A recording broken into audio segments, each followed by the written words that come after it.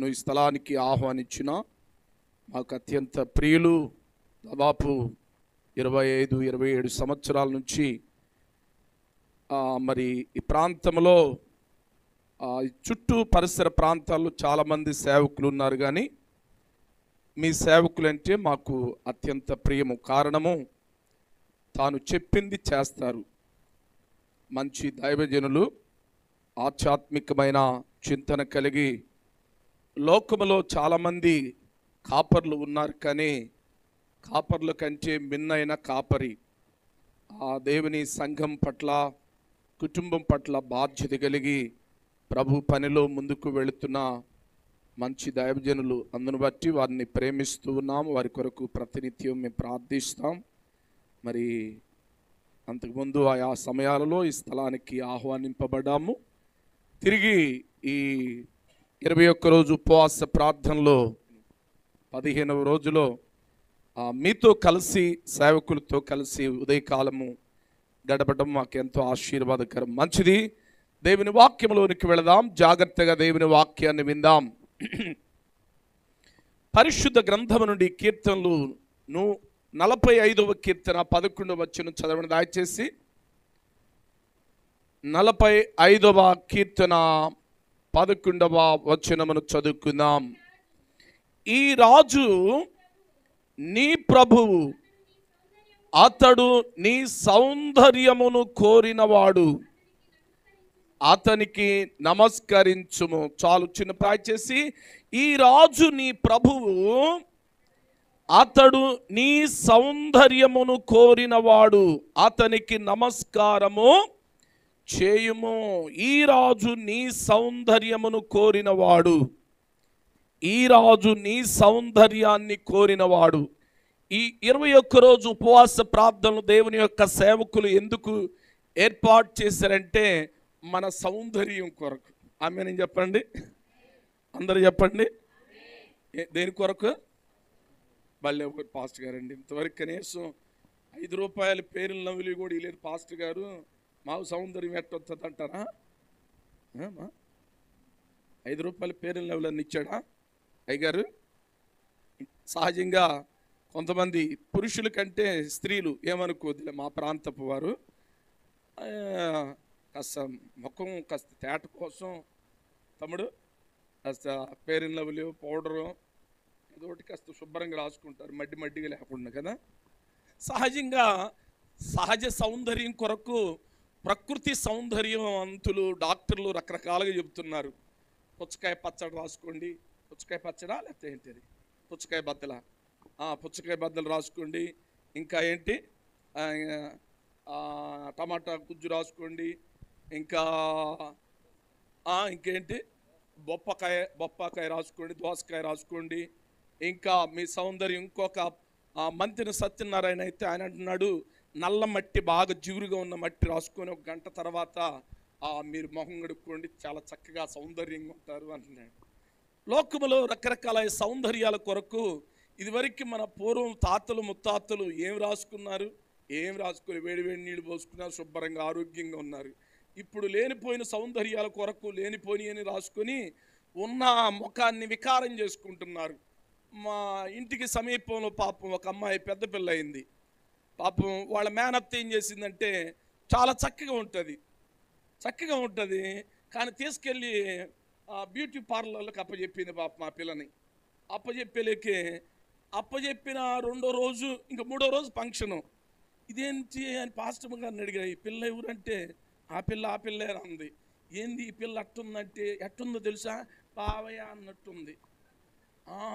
ఆ టైపులో ఉంది పేసు. అరే చక్కని పేసుని ఎందుకు చేశారంటే, వాళ్ళు ఏం చేశారు, రెప్పలన్నీ గీరేసి మొత్తం అంతా ఏందో గందరగోళం చేసి ఇప్పుడు కూడా తేరుకోలే ఆ ముఖం. ఎందుకు వచ్చిన బాధలు? చాలామంది సౌందర్యం కోసము రకరకాల పేస్ట్లు, రకరకాల పౌడర్లు, రకరకాల ఆహార పదార్థాలు రకరకాలుగా వాడుతున్నారు. కానీ శరీర సౌందర్యాన్ని గురించి ఈ ఉదయకాలం నేను నీతో మాట్లాడటలేదు. కానీ ఈ రాజు నీ సౌందర్యాన్ని కోరుకుంటున్నాడు. ఏ రాజు? రాజులకు రాజు, ప్రభులకు ప్రభులు వారు మన సౌందర్యాన్ని కోరుకున్నాడు. ఇది అంతరంగమైన సౌందర్యము, బాహ్య సంబంధమైన సౌందర్యము. సమూయేలు చూశాడు బాహ్య సంబంధమైన స్థితిని. ఇశ్రాయేలు ప్రజలకు రాజుగా ఉండాలి ఎవరు అని ఆలోచన చేస్తున్న సమయంలో దేవుడు పంపించాడు సమూయేలుని.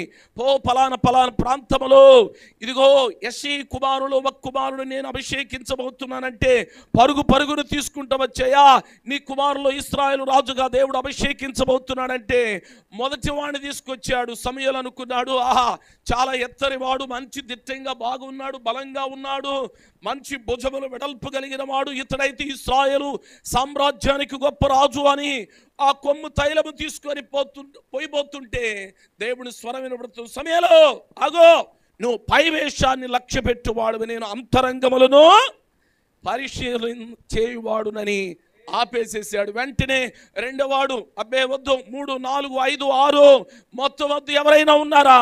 కడసారి వాడు ఉన్నాడయ్యా, చివరి వాడు, కడుగోటివాడు, తీసేసిన వాడు, తల్లిదండ్రులకి, అన్నదమ్ములకి, అక్క చెల్లెలకి, తోబుట్టులకి, సమాజానికి కొరగాని వాడు, ఎక్కడో అరణ్యములో గొర్రెలు మేపుతున్నాడు, అయినా పిలిపించు, అతని కొరకు కూర్చుంటానన్నాడు. భక్తుడు దావీదు కబురు చేశారు, వస్తున్నాడు. అంత దూరంలో వస్తున్నప్పుడే దేవుడు మాట్లాడుతున్నాడు, సమూయేలు అదిగో వస్తున్నాడు, చూడ చక్కని వాడు. హల్లెలూయా. ఎలాంటి వాడట? చూడ చక్కని వాడు, ఎర్రని నేత్రములు కలిగిన వాడు. తెల్లని నేత్రాలంటే బాగుంటాయి, ఎర్రని నేత్రాలు అంటున్నాడు. నొక్కులు జుట్టు కలిగిన వాడు, అతడు నేను కోరుకున్న అతడు లేక దిగ్గున లేచాడు. అందుకే అపోస్తలుల కార్యములో దావీదుని గురించి మాట్లాడుతాడు, నా ఉద్దేశములని నెరవేర్చువాడు, నాకిష్టుడైన వాడు అని అక్కడ చాలా శ్రేష్టంగా వ్రాయబడి ఉంది. దావీదు దేవునికి ఇష్టమైన వాడు. ఈ 6 చేయని పని దావీదు చేసింది ఏంటో తెలుసా? దేవునికి ఉన్న చక్కదనం, దేవుడు ఆకర్షించిన చక్కదనం ఏంటంటే, మిగతా వాళ్ళందరూ వచ్చి సమూయేలు ముందు చక్కగా ఇలా నిలబడ్డారు, కానీ ఒక్కడు వందనాలు చెప్పలా.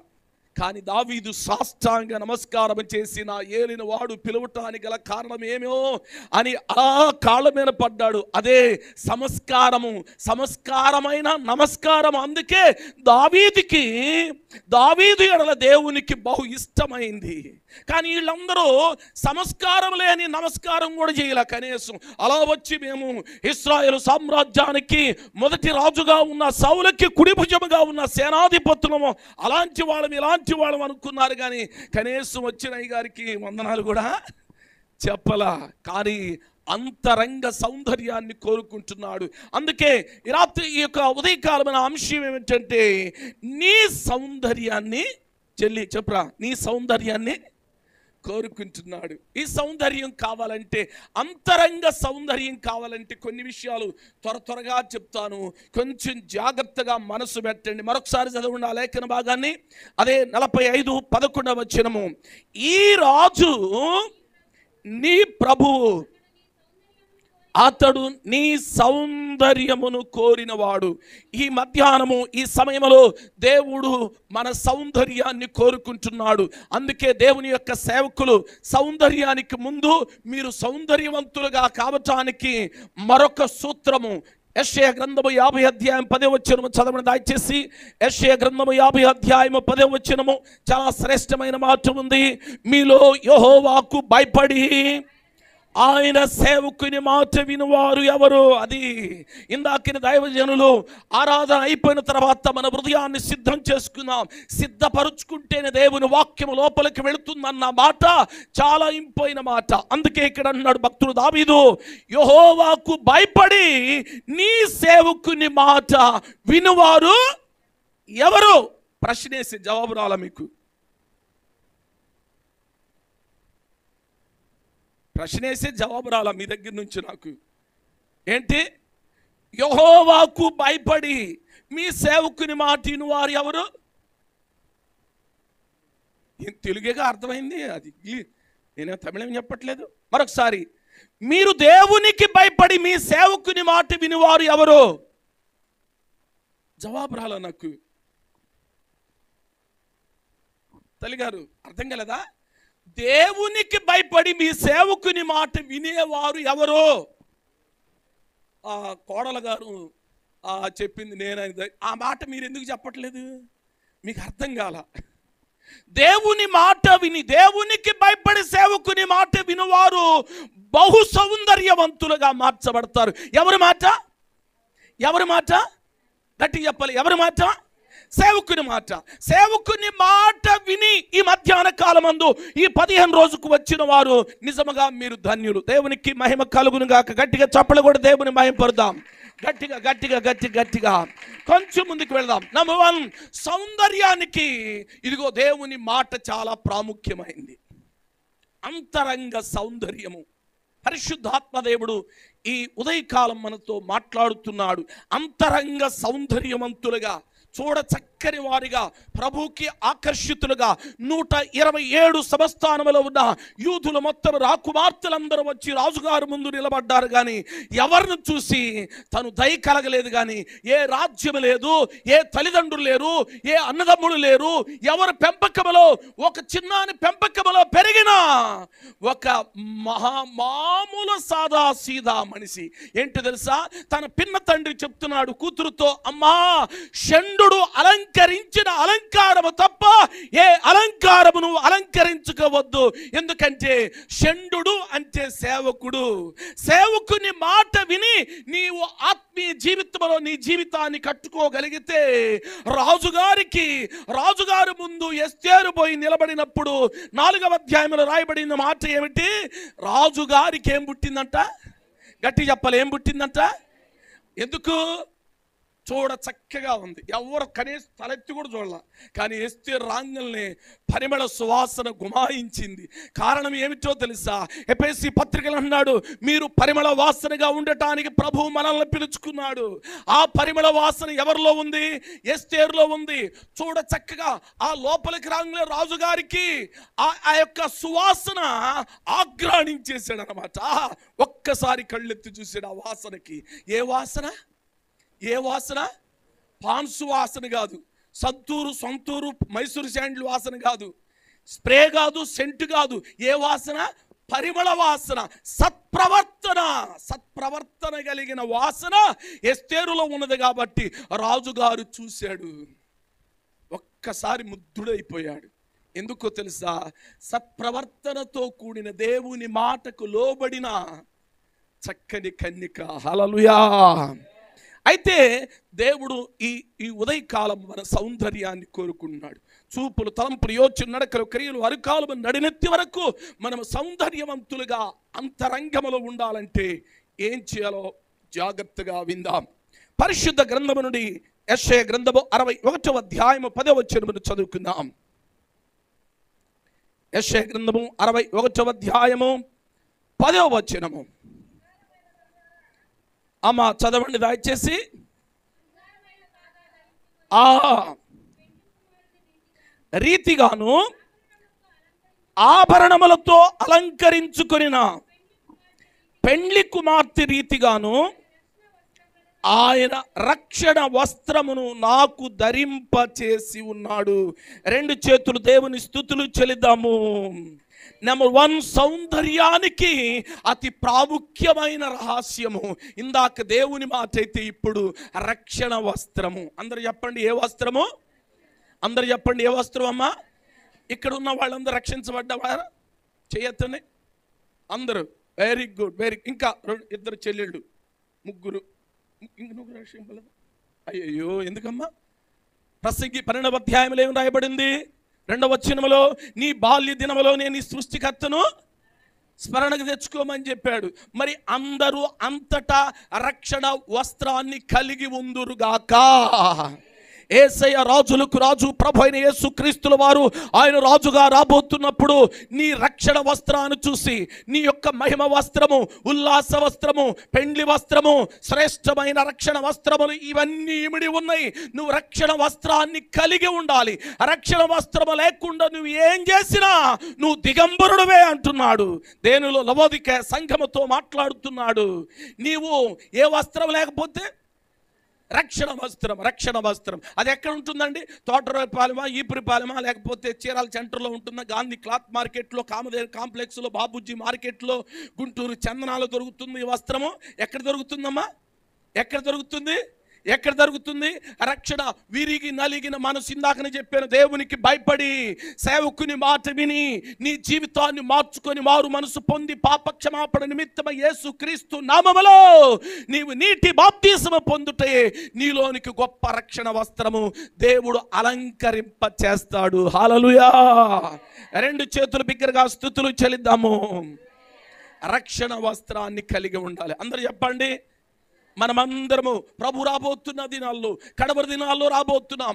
ప్రస్తుత ప్రపంచము ఇప్పుడు రాబోతున్న ఎలక్షన్ ఒకవేళ తారుమారయ్యే పరిస్థితి అయితే, మరొక భయంకరమైన మణిపూర్ రాష్ట్రం లాంటి పరిస్థితులు, అదిగో ఛత్తీస్గఢ్ లాంటి పరిస్థితులు, అస్సాం లాంటి పరిస్థితులు, ఉత్తరప్రదేశ్ లాంటి పరిస్థితులు, ఒకవేళ తెలంగాణ ఏపీకి రాని పరిస్థితులు ఒకవేళ వస్తే రక్షణ పొందటానికి అవకాశం ఉండదు. ఇదే మిక్కిలి అనుకూలమైన సమయము. నేడే రక్షణ దినమని నీవు గుర్తెరిగిన తల్లివి, చెల్లివి, తమ్ముడివి, భర్తవి, భార్యవైతే నీ భార్య కొరకు, నీ భర్త కోసం, నీ బిడ్డల కోసము అదిగో ఆహాబులో అదిగో రాహాబు వేశ్య ఆ ప్రాంతంలో తన సేవకులను రక్షించిన కారణాన్ని బట్టి ఏమని ప్రార్థన చేసింది? అయ్యా, నా తండ్రి ఇంటి వారు, నా తల్లి ఇంటి వారు, నా అక్క చెల్లెళ్ళు, నా అన్నదమ్ములు, వాళ్ళకి కలిగిన వారందరినీ రక్షించు. ఎంత సుదీర్ఘమైన గొప్ప విజ్ఞాపన!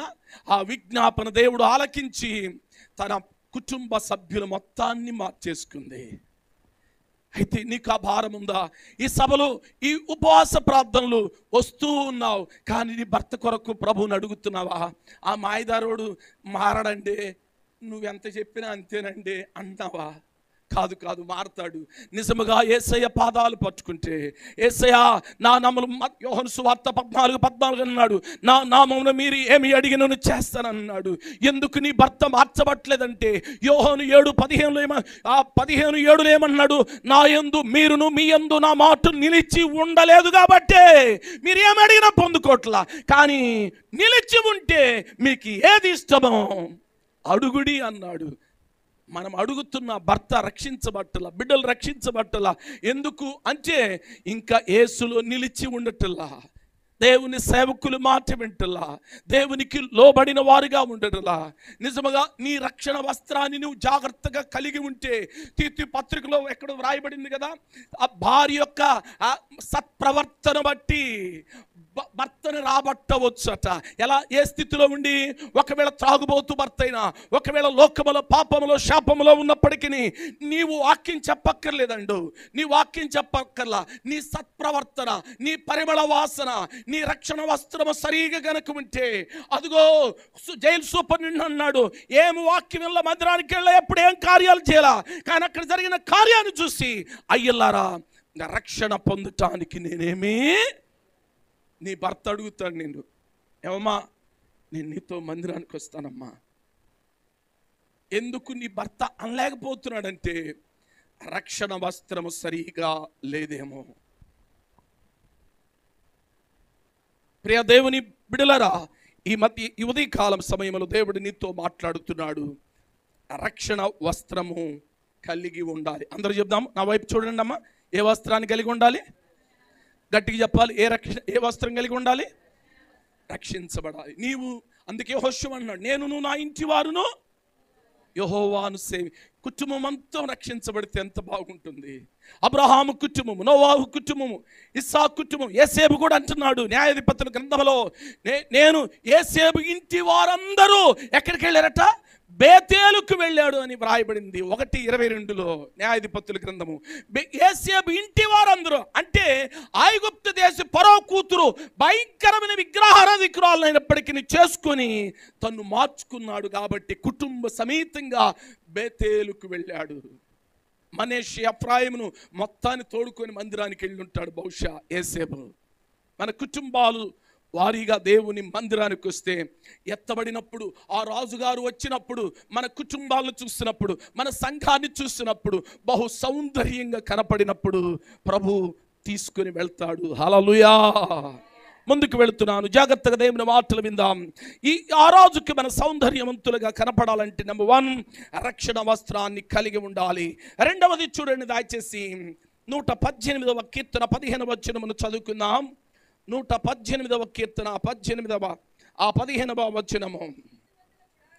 నీతిమంతుల గుడారములో రక్షణను గూర్చిన ఉత్సాహ సునాదములు వినబడును. దేవునికి మహిమ కలుగును గాక.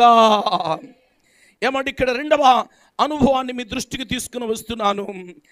ఆరాధన ఉండాలి రక్షించబడిన వారిలో. ఏం చేయాలి? ఇందాక చక్కగా మీరందరూ నోరెత్తి తమ్ముడు చక్కగా మంచి పాట పాడుతూ కలిసి ఆరాధిస్తున్నారు చూసా. ఆ ఆరాధన ఉండాలి. చాలామంది ఆరాధన ఉంటుంది కానీ ఆరాధనలో అర్పణ ఉండదు, ఆరాధనలో సమర్పణ ఉండదు, ఆరాధనలో ఇవేమి లేకుండా ఆరాధిస్తారు. దేవుడికి సౌందర్యవంతులుగా ఉండలేము.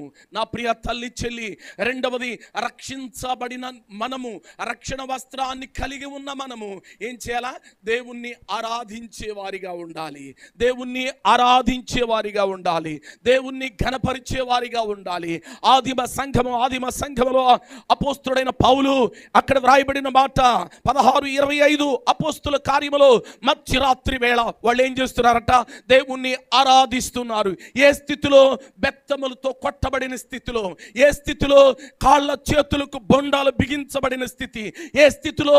భయంకరమైన ఆకలి దప్పులతో ఉన్న పరిస్థితి, అవమానాల మధ్య ఉన్న పరిస్థితిలో అందరూ జనము అక్కడ దుమ్మిగా పౌలు శీలల మీద పడ్డారట. అంటే వ్యతిరేకమైన దిశలో అర్ధరాత్రి ఏం చేస్తున్నారు? వాళ్ళు దేవుణ్ణి ఆరాధిస్తున్నారు. గట్టిగా చప్పలు కొట్టి దేవుని మహిమ పరుద్దాము. మనకు అన్ని బాగున్నా కూడా దేవుణ్ణి ఆరాధించము. పరిస్థితులు బాగుండి 4 పూటలు మంచిగా భోజనం తింటూ భార్య భర్త బిడ్డలు కుటుంబం సంఘము క్షేమముగా ఉండి కూడా దేవుణ్ణి ఆరాధించలేని వారుగా ఉంటాము. ఎలా మనము సౌందర్యవంతులుగా తీర్చబడగలతో? దేవుణ్ణి ఆరాధించేవారిగా ఉండాలి, ఆరాధించేవారిగా. ఎంత చక్కని మాట ఉంది చూడండి. మళ్ళీ చదవండి ఆ మాటని. అపోస్తుల కార్యములు 16వ అధ్యాయం 25వ వచనము ఏమనుంది అక్కడ? అయితే మధ్యరాత్రి వేళ పౌలుయు శీలయు దేవునికి ప్రార్థించుచు కీర్తనలు పాడుచుండిరి, ఖైదీలు వినుచుండిరి.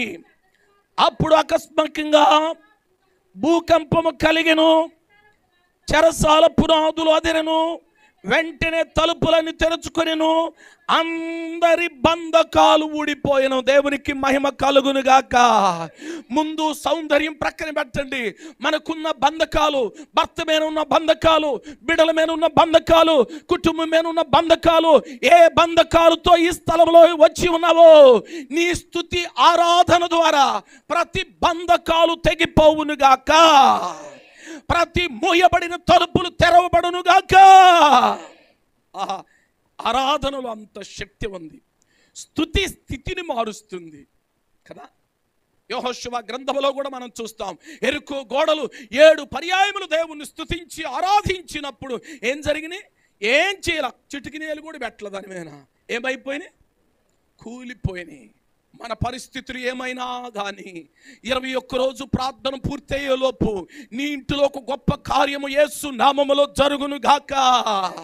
21 రోజు ఉపవాస ప్రార్థనలో నీవు ప్రభుతో సహవాసము చేస్తున్న నీవు ఆ రాజుకి బహు సౌందర్యవంతురాలుగా ఉందువు గాక. బంధకాలు తెగిపోవాలి. ఎప్పుడు? ఆరాధించినప్పుడు, భాషలతో ఆరాధించినప్పుడు, దేవుణ్ణి ఆయన యొక్క ఔన్నత్యాన్ని, ఆయన యొక్క ఉన్నతమైన స్థితిని, నువ్వు గొప్ప దేవుడు అయ్యా, నువ్వు మహోన్నతుడు అయ్యా, ఎల్ షడాయ్ నీకు స్తోత్రాలు, యెహోవా రాఫా నీకు స్తోత్రాలు, మహోన్నతుడా నీకు స్తోత్రాలు, యెహోవా షమ్మా నీకు స్తోత్రాలు. రకరకాలుగా యేసయ్యని అనేక రీతులుగా దేవుణ్ణి స్తుతించి చూడండి. సహజంగా ఉదాహరణకు ఆ సామ్రాణి సాహిబుని ఎప్పుడన్నా చూసారా మీరు? సామ్రాణి సాహిబు చూడలేదా? షాపులో ఏం చేస్తాడు? సామ్రాణి తీసుకొని షాపులోకి వెళ్ళి ఆ నిప్పుల మీద సామ్రాణి వేసి అప్పుడే షాప్ యజమానుడు వస్తాడు. రూమ్ అంతా గుమాళించేలేకే ఎంత కమ్మని వాసన అనుకుంటాడు. ఈ గల్లాపెట్టి దగ్గరికి షావుకారు వెళ్ళి గల్లాపెట్టి దింగలే వెంటనే వచ్చి ఏం చేస్తాడు? కొంచెం గుడ్డేసి అయ్యలా అంటాడు. అంటే గల్లాపెట్టి కూడా ఏమవుతుంది? సువాసన అవుతుంది. 5 రూపాయలు పట్టుకోవాల్సిన 50 రూపాయలు పట్టుకుంటాడు. ఎంత పట్టుకుంటాడు? పట్టుకొని ఇంకా పట్టుకున్నాను కదా దాన్ని లేడు, తీసేం చేస్తాడు? ఎందుకు యజమానుడికి అంత వాణి ఎడలా? ఇదిగో ఈ యొక్క సాంబ్రాణిలో ఉన్న ఆ సువాసన యజమానుడు ఆగ్రాణించాడు. అంటే దాన్ని ఏం చేశాడు? ఆస్వాదించేశాడు. ఆహా, నా రూము నా గల్లా పెట్టి ఈ ఉదయకాలం ఎంత ఫ్రెష్గా చేసేసాడు. మురికి వాసన అంతా పోయింది. అందును బట్టి యజమానుడు ఏం చేశాడు? ఆ 5 రూపాయలు బిళ్ళ పట్టుకోవాల్సిన వాడు 50 రూపాయలు బిళ్ళ, 50 రూపాయల కాగితం నీ యొక్క చేతిలో చెప్పరా, నీ చేతిలో చెప్పాలి, నీ చేతిలో ఇంటలా నీ చేతిలో పెట్టలేదా? నువ్వే ఆశిస్తున్నావు దానికంటే గొప్ప కార్యములు చేయగలిగిన సమర్థుడు నా దేవుడు. గట్టిగా చప్పలు కూడా దేవుని మహిమ పరుదాము. ఎప్పుడో తెలుసా, నువ్వు ఇదిగో ఈ సాంబ్రాణి సాయిబి అత్తరేస్తే, ఆ పొగేస్తేనే అంతగా ఆ యజమానుడు అంత ఆకర్షించబడితే, రాజులకు రాజు అయిన యేసు ప్రభుల వారు నీ ఉదయం మధ్యాహ్నం సాయంకాలం ఆయా సమయాలలో నువ్వు రక్షణ వస్త్రాన్ని కలిగి దేవుణ్ణి ఆరాధించే వ్యక్తిగా ఉంటే దేవునికి ఎంత ఇంపుగా ఉంటుంది. హల్లెలూయా, హల్లెలూయా. ప్రతిరోజు దేవుణ్ణి స్తుతించాలి. దేవదాసాయి గారు బుక్లో రాస్తుంటాడు, ప్రతిరోజు దేవునికంట స్తుతులనే ధూపం వేయాలట. స్తుతి, యేసయ్యా నీకు స్తోత్రాలు, నా భర్తను బట్టి, భార్యని బట్టి, ఇల్లును బట్టి, సేవకుని బట్టి, సంఘాన్ని బట్టి, సహవాసాన్ని బట్టి, రక్షణ బట్టి నీకు స్తోత్రాలు, నాకు ఇచ్చిన 2 కళ్ళును బట్టి నీకు స్తోత్రాలు, ముక్కును బట్టి నీకు స్తోత్రాలు, నోరును బట్టి నీకు స్తోత్రాలు, 32 పళ్ళును బట్టి నీకు స్తోత్రాలు, నాలుకను బట్టి నీకు స్తోత్రాలు, చిరు నాలుకను బట్టి నీకు స్తోత్రాలు, కంఠమును బట్టి నీకు స్తోత్రాలు, లంగ్స్ను బట్టి నీకు స్తోత్రాలు. ఈ లంగ్స్కు ఏమందక లక్షల మంది చచ్చారు. ఆక్సిజన్ అందక. ప్రభా చక్కగా పీల్చుకుంటున్నాను. గంటకి ఐసీయూలో లేకుండా విడిగా ఆక్సిజన్ పెడితే 375 రూపాయలు. ఎంత చెప్పాలి? ఎంత? 24 గంటలు ఇంటూ 370 రూపాయలు. ఏంది ఎయిరా? ఎంతమ్మా తమ్ముడు? ఎంత? 24 గంటలు ఇంటూ 375. సరే 300 వేసుకోండి. ఎంత చెప్పమ్మా? లెక్కలు నాకు పూరన్నట్టవా? ఎంత బ్రదర్? ఇది చక్కగా సెల్ ఫోన్లో ఉన్నాయి, కొట్టండి బాబు. 7,000 ఇంట్లో 4 ఉంటే మహా కాస్త ఉద్యోగం అయితే 2500 వేసుకో. మరి ఇప్పుడు భార్య బిడ్డలు కుటుంబానికి సిలిండర్ భుజాన్ని వేసుకొని ఎక్కడికి వెళ్ళాలన్నా ఏ సిలిండరు? ఆక్సిజన్ సిలిండర్ వేసుకొని పీల్చుకోవాలి. అది పీల్చితేనే బతుకుతాం మనం, అంతేగా. కానీ ఏమి లేకుండానే దేవుడు టన్నులు ప్రాణవాయువు ఈ ఒక్క వాతావరణంలో పెట్టి బ్రతుకురా జీవో రక్షించబడి మారు మనసు పొంది నన్ను ఆరాధించురా అంటే నీ వల్ల కావటంలా కదా. మరి దేవునికి కృతజ్ఞత. ప్రభా చక్కని వాతావరణాన్ని ఇచ్చారు, నీకు స్తోత్రాలు. ఆక్సిజన్ ఇచ్చారు, నీకు స్తోత్రాలు. అయ్యా నాకు ఇచ్చిన ప్రతి అవయవాన్ని బట్టి నీకు స్తోత్రాలు. నాకు ఇచ్చిన భర్తను బట్టి, నాకు ఇచ్చిన భార్యని బట్టి, నాకు ఇచ్చిన సేవకుడిని బట్టి, అయ్యా నన్ను బలపరచడానికి, నన్ను అంతరంగ సౌందర్యవంతుడిగా నీ ఎదుట నిలబెట్టడానికి నాకు ఇచ్చిన సేవకురాలు బట్టి నీకు స్తోత్రాలు అని దేవుణ్ణి స్తుతించి ఆరాధించాలి. అప్పుడే నువ్వు ఎలా ఉంటావు చెప్పాలి? ఎలా ఉంటావు? బహు సౌందర్యంగా ఉంటావు. హల్లెలూయా. 2 చేతులు దేవుని స్తుతులు చెల్లిద్దాము. గట్టిగా చెప్పాలి. ఆరాధన ఉండాలి. అందరు చెప్పండి. 1, మనం సౌందర్యంగా ఉండాలంటే ఆ రాజుకి ఎలా ఉండాలి? రక్షణ వస్త్రము కలిగి ఉండాలి. అందరు చెప్పండి. నోరు తెరవండి, గట్టిగా చెప్పండి. ఇప్పుడు రక్షణ వస్త్రం లేని వాళ్ళు దేనికి సాదృశ్యం? ప్రకటన గ్రంథం ప్రకారంగా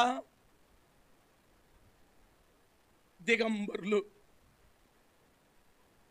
మీరు ఎంత వస్త్రం కప్పుకుండా దేవుని దృష్టికి ఆ రాజుకి మీరెవరు? దిగంబరులు. ఒకసారి దిగంబరుగా ఉండి, ఇందాక చిన్న పిల్లోడు వాడు ఆ పాస్టర్ గారు మనవడు వాడు స్నానం చేసి నన్ను చూసి ఇలా పరిగెత్తున్నాడు. నన్ను అంటే మగవాడిని మగపిల్లోడు వాడు దిగంబరిగా ఉన్నాడు అని పరిగెత్తున్నాడు. మరి వయసు వచ్చిన పెద్దవాళ్ళు బట్టలు లేకుండా ఉంటుంటే ఆ దిగంబర స్వాములు అనుకుంటామని అంటారా? ఈ మధ్యలో దిగంబర స్వాములు కూడా బయలుదేరుతున్నారు. నేను బొప్పుడి సభకి వెళ్తున్నప్పుడు బైపాస్లో, నరసరావుపేట బైపాస్లో దిగాడు ఎవరో దిగంబర స్వామి. ఫుల్ సెక్యూరిటీ అండి. బీటెక్ ఎంటెక్లు చదువుకున్న వాళ్ళంతా. ఈయన దిగంబరికి వెళ్తున్నాడు. వాళ్ళు ఆ పక్కన ఈ పక్కన వెళ్ళండి వెళ్ళండి వెళ్ళండి అన్నాడు. కొంతమంది ఆడవాళ్ళు అమ్మలెక్కలేదు, వచ్చి ఇటు అన్నారు. అమ్మగారు, మా పాస్టర్ గారు నేను అక్కడే నుంచున్నాం బస్ కోసం, ఉప్మాగులూరు బస్ కోసం నుంచున్నాం కళ్యాణం హోటల్ దగ్గర. ఇదేందిరా బాబు అట్లా అనుకుంటారా? మిమ్మల్ని ఎవరు స్వాములు అనుకోరు. కనుక రక్షణ వస్త్రం ఉన్న పాటును ఉన్న క్షణంలో కలిగి ఉందుముగాక, దేవునికి మహిమ కలుగునుగాక. రెండవది ఏం కలిగి ఉండాలి? రక్షణ వస్త్రం కలిగిన వాళ్ళందరూ ఏం చేయాలా? ఇందాక చదువుకున్నాం కదా, చదువు మళ్ళీ చదువమ్మా. నీతిమంతుల గుడారములో రక్షణ గూర్చిన ఉత్సాహ సునాద గీతములు ఏం చేయబడాలి? గట్టిగా గట్టిగా చెప్పాలి. ఎప్పుడు పాటలు పాడుకుంటూ దేవుణ్ణి ఆరాధిస్తూ, చీపురేసినప్పుడన్నా, అంట్లు తోమినప్పుడైనా, బియ్యం ఏరినప్పుడైనా, కూరగాయలు కోసుకున్నా, బట్టలు తుక్కున్నా ఏం చేస్తుండాలి? రక్షణ గూర్చిన సునాద గీతములు మన కుటుంబాల్లో, సంఘములో, ఎక్కడ ఉన్నా, ఏ స్థలములో ఉన్నా వినబడునుగాక. మొన్న యూట్యూబ్లో వచ్చింది, అది ఇప్పుడు నా దగ్గర నెట్లే చూపిద్దామంటే, కూలి పనికి వెళ్ళారు అమ్మలక్కలు అందరూ. మధ్యాహ్నం భోజనం చేసి క్యారేజీలు ఖాళీ అయిపోయి ఉంటాయి కదా, ఇంకా అవి తీసుకొని ఏసై పాటలు పాడుతున్నారండి. దబా బాధి పడేస్తున్నారు. ఎంత ఆనందం వేసిందో బహుగా. ఒక చెట్టు క్రింద కూర్చున్నారు మధ్యాహ్న సమయంలో. ఆ సోది ముచ్చట్లు, చిన్నమ్మ వదినమ్మ ఈ సంగతి నీకు తెలుసా, ఇది ఈ కాకుండా కలిసి ఆరాధిస్తుంటే, కలిసి పాట పాడుతుంటే, కలిసి ప్రార్థిస్తుంటే మనం ఎంత సౌందర్యవంతులుగా ఉంటామండి. మీరు ఎప్పుడన్నా ఆ సినిమాలు చూసారా? అంతకుముందు సెకండ్ షోలు, పశువులు అప్పుడు లేవా? ఇప్పుడు ఏమన్నా చూడలేదా బ్రదర్? చూసారా సెకండ్ షో, పశువులు? సినిమాలకి అసలు వెళ్ళలేదా? దేవునికి స్తోత్రం, చాలా ధన్యులు. సినిమాలకి వెళ్ళిన వాళ్ళు, సెకండ్ షో, పశువులకి వెళ్ళిన వాళ్ళు, సెకండ్ షో నైట్ అంటే 11 గంటల తర్వాత సినిమా, ఆ తెల్లరేపు 2 అవుతుంది, మొక్కలు పీడ మొక్కలు ఉంటాయి. కానీ ఆల్ నైట్ ప్రార్థనలో ఉండండి, ఆల్ నైట్ ప్రార్థనలో ఉండండి. తెల్లవారులు స్తుతిస్తూ ప్రార్థిస్తూ వాక్యం విన్న వాళ్ళు మొక్కలు చూడండి, తెల్లర్లేకే తేజస్సుగా ఉంటాయి. గట్టిగా చప్పలు కూడా దేవుని మహిమపడదాం. యేసయ్యలో ఉన్న ఆరాధనలో ఉన్న సౌందర్యం అండి అది, ఆరాధనలో ఉన్న సౌందర్యము. కనుక దేవుని పిల్లలమైన మనము ఏం చేయాలా? నీతిమంతుల గుడారములో రక్షణ గూర్చిన సునాద గీతములు ఏం చేయబడాలి? గట్టిగా చెప్పండి, ఏం చేయబడాలి? వినబడాలి. చాలా మంది రక్షణ లేకుండా ఆరాధన చేస్తారు, పాటలు పాడతారు. ఆమోసు గ్రంథము చూడండి దయచేసి. ఆమోసు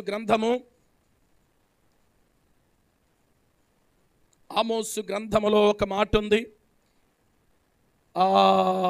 8వ అధ్యాయము 3వ వచనము.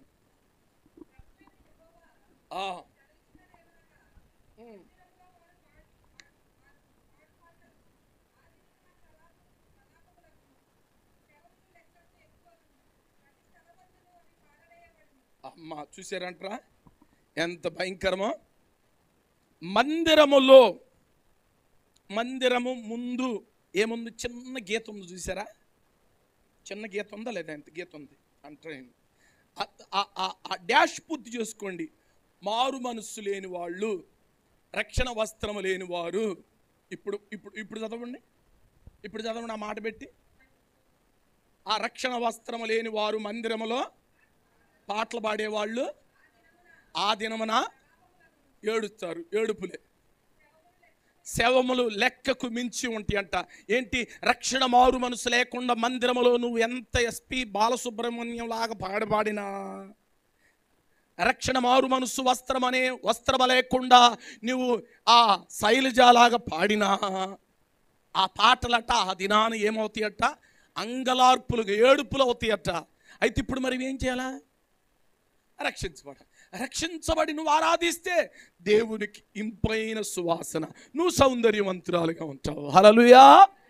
2 చేతులు దేవుని స్తుతులు చెల్లిద్దాము. ఇలా చాలా ఉన్నాయి. జకర్యా గ్రంథం 2వ అధ్యాయం 10వ వచనము, దినవృత్తాంతాలు 20వ అధ్యాయం 21వ వచనము. ఈ అనుభవాలు, స్థుతిలో ఉన్న శక్తిని మనం ఆడ చూడగలుగుతాం. తర్వాత వెళ్ళి చదువుకోండి. దేవునికి మహిమ కలుగునుగాక. యేసయ్య సౌందర్యాన్ని కోరుకుని వాడు ఆయనకి సౌందర్యవంతులుగా ఉండాలంటే నెంబర్ 1 రక్షణ వస్త్రాన్ని కలిగి ఉండాలి. అందరూ చెప్పండి, ఏ వస్త్రాన్ని కలిగి ఉండాలి? రెండవది, రక్షించబడిన మనము ఎల్లప్పుడూ ఆరాధించే వారిగా ఉండాలి. చెప్పండి, ఎలా ఉండాలి? ఆ కష్టమైన, నష్టమైన, వ్యాధైన, బాధైన పౌలు శీలలు వారు దెబ్బల చేత కొట్టబడిన, బెత్తములతో కొట్టబడిన, గాయములతో ఉన్నప్పటికీ భోజనం లేకపోయినా, ఆహారం లేకపోయినా, వస్త్రం లేకపోయినా, సరైన వసతులు లేకపోయినా, చేతులు కాళ్ళు కదిలించబడకుండా బొండాలు బిగించి చెరసాలలో వేశారు. కానీ ఏం చేస్తున్నారు? దేవుణ్ణి ఆరాధిస్తున్నారు. నీకు అన్ని అనుకూలంగా ఉన్నాయి. అనుకూలము లేని స్థలాల్లో మొన్న అదిగో మణిపూర్ రాష్ట్రంలో భయంకరంగా ఇళ్ళు కూలదోశారు, చర్చిలు కూలదోశారు. భయంకరమైన పరిస్థితుల్లో అరణ్యములోకి వెళ్ళి, అడవుల్లోకి వెళ్ళి ఆరాధన ఆపలేదండు. విచిత్రంగా మీరు యూట్యూబ్లో చూస్తే అడవుల్లో దేవుని మోకాళ్ళ మీద ఉండి వర్షం పడుతున్నప్పటికీ ఆ కొండల మీద, మెట్టల మీద ఎక్కడ పడితే అక్కడ ఉండి ఆడవాళ్ళు, మగవాళ్ళు, పురుషులు, చిన్నోళ్ళు, పెద్దోళ్ళు దేవుణ్ణి ఆరాధిస్తూ కన్నీటితో ఆరాధిస్తున్నారు. అయ్యా, వస్త్రం ఇళ్ళు పోతే మాకేమి, మందిరం పోతే మాకేమి, ఆరాధించడానికి ఎక్కడైనా పర్వాలేదు అన్నట్లుగా దేవుణ్ణి ఆరాధిస్తున్నారు. నీకు అనుకూలమైన సమయం నీ ఇంటి ప్రక్కనే 10 గజాలు 20 గజాలు దూరంలో మందిరం ఉన్నది. దేవుణ్ణి స్తుతించి ఆరాధించుట నీకు బహు సౌందర్యముగా నువ్వు దేవునిలో సిద్ధపడతావు. హల్లెలూయా, దేవునికి మహిమ కలుగును గాక. మూడవది లేఖనములోనికి వెళదాం. మూడవది ఆరాధనలో అర్పణ ఉండాలి. అందరు చెప్పండి, ఏముండాలి? చెప్పాలి. ఆరాధనలో ఏముండాలి? మరొకసారి చెప్పండి, ఏముండాలి? అర్పణ ఉండాలి. అర్పణలో 35 రకాల అర్పణలు ఉన్నాయి. ఒక 5 అర్పణలు చెప్తాను, జాగ్రత్తగా విందాం. నంబర్ 1, సంఖ్యాకాండము 18వ అధ్యాయం 30వ వచనం చదువుకుందాం. ఈ 5 మీ దృష్టికి తీసుకొచ్చి నేను త్వరగా ముగిస్తాను. మరియు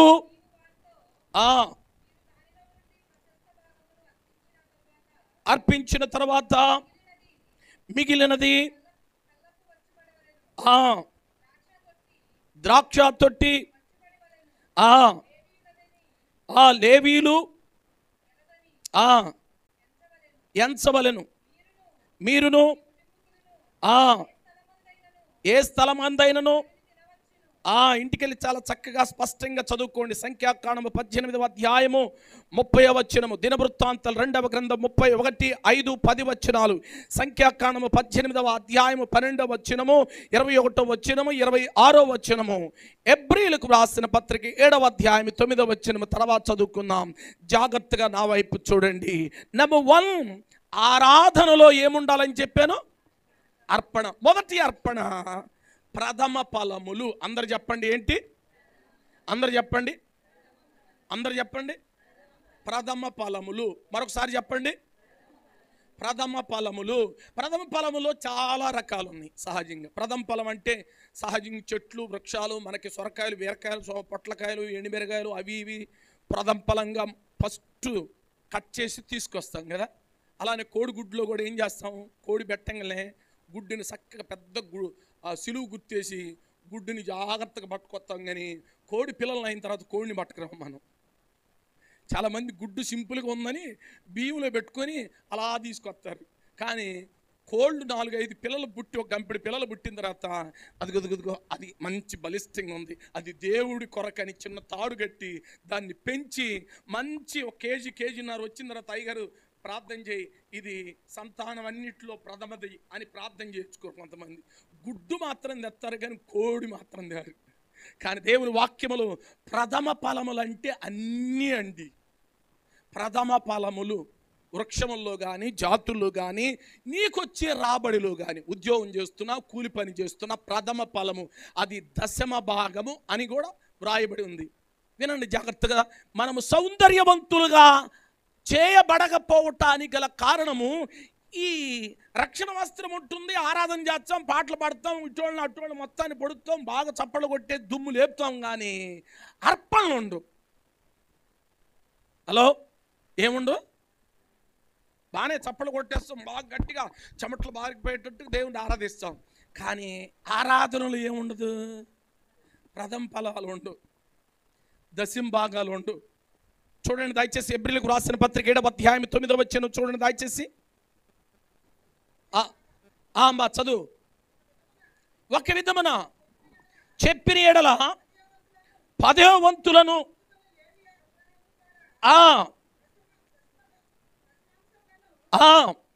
ఇచ్చెను. ఎలాగనగా మెల్కీసెదెకు ఇదేంటి విచిత్రంగా ఉంది. అబ్రహాము అట దేవునికి దశమ భాగం మెల్కీసెదెకు ఇచ్చాడు. ఈ మాట నా వైపు జాగ్రత్తగా వినండి.